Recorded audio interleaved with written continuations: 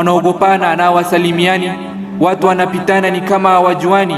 Chuki na uhasidi imejaa yetu moyoni. Sisi ni Waislamu na bado tunaulizana, we ni kabila gani?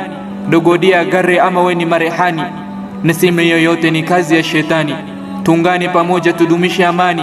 Habari ya hii jimbo imefika kote duniani. Bila hofu yoyote tunauana hadharani.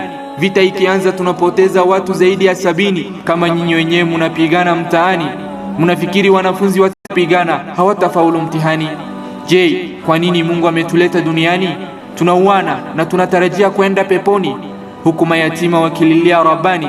Ya Allah ya Rahman, tulete amani. Tunafanya venye tunataka huku duniani na tumesahau kwamba kuna hesabu siku za usoni. Mungu ametufanya kabila tofauti tofauti kwa sababu gani? Waja'alnakum shu'uban wa qabaila litaarafu. Rudi na usome kwenye Qur'ani. Tunajua maana ya aya vizuri, lakini hatutii maanani. Unaua mtu leo na kesho uko msikitini. Allah ni Mungu wako na Mtume Muhammad umemwamini. Kanzu nyeupe maridadi na kofia kichwani. Sala zote 5 laini ya kwanza ukosekani. Zaka unapeana zaidi ya family 20. Mchana kufunga na usiku kusimama mwezi wa Ramadhani. Umehiji mara kadhaa na unaitwa haji fulani. Na tena unarudi kuchochea vita kijijini. Vita ikianza wakuumia ni fukara na maskini. Wewe ushapeleka watoto wako wasomee kule Marekani. Wakati wowote unapanda ndege unapaa juu angani. Sasa kumeumana unatorokea jijini. Leo pesa si kitu kwako, unalipa hoteli mamilioni. Ulikuwa mtu wa kawaida kabla kuchaguliwa zamani. Haukuwa na kitu yoyote, wewe mwenyewe ulikuwa taabani.